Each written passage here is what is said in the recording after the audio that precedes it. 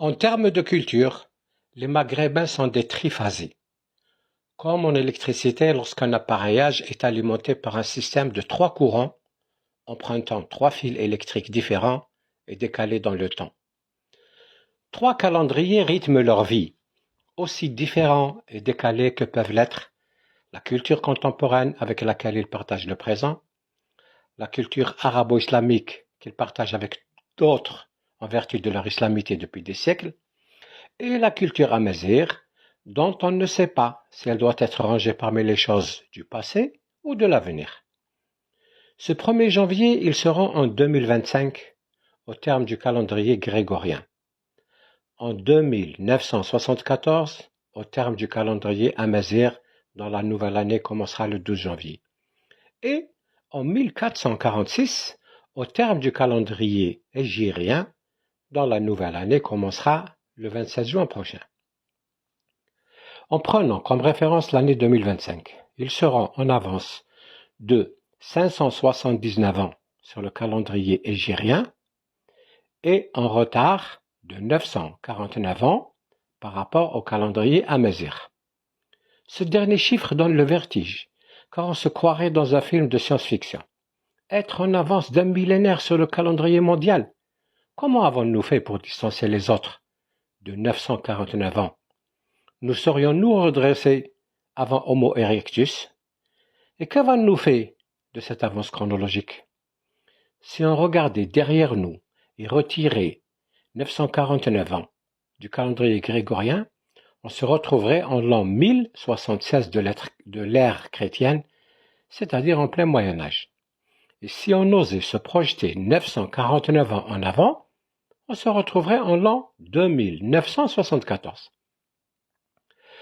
Tous les progrès technologiques à la base de la vie actuelle n'existaient pas il y a une cinquantaine d'années, et s'ils devaient disparaître brusquement, l'humanité sombrerait aussitôt dans le chaos. Rappelons-nous où en était l'Occident en 1076, dans le noir, le servage et la misère. Dans 949 ans, l'humanité aura très certainement colonisé plusieurs planètes. L'être humain ne ressemblera plus à celui que nous sommes, et il n'est pas possible de prédire ce que deviendront d'ici là le système solaire, la galaxie et l'univers. Non, c'est trop pour nous d'être tellement en avance. Nous ne retrouverions pas notre chemin, même avec les pierres du petit poussé, s'il nous prenait l'envie de rebrousser chemin pour rejoindre les retardataires entre guillemets. Je suis personnellement très gêné, car on n'a pas un profil de précurseur, de pionnier ou d'explorateur.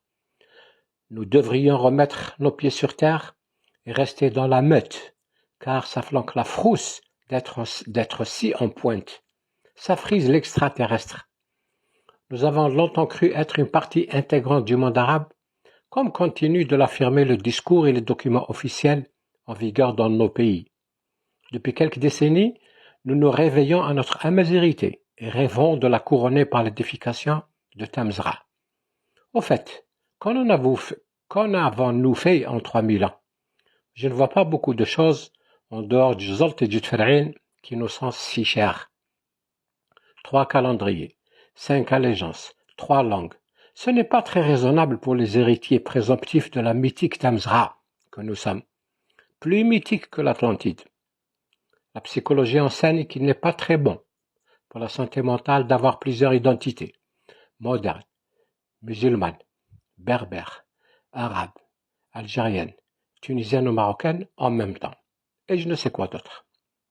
Pour elle, la psychologie, ce n'est pas un signe de richesse, mais un dédoublement de la personnalité, un TDI, autrement dit, un trouble dissociatif de l'identité dû au fait de se reconnaître plusieurs identités.